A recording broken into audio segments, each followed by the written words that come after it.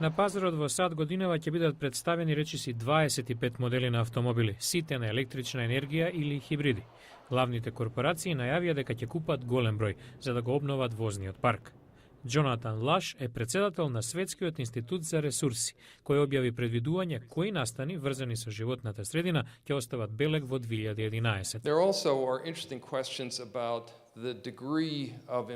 Постојат прашања колкава е користа по животната средина од префрлувањето на возила на електрична енергија. Ако електричната енергија доаѓа од јаглен, тогаш намалувањето на јаглерод диоксидот во атмосферата е 25%. Транспортот, вели тој, ќе биде голема тема, а ќе дојде до подем на јавниот превоз.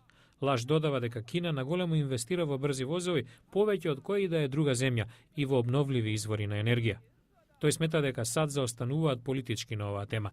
Минатата година Конгресот не успеа да усвои легислатура за климатските промени. Како резултат на тоа, додава Лаш, напредокот кон чисти видови на енергија е спор, но се надева дека промените на ниво на сојузни држави ќе влијаат и на национално ниво.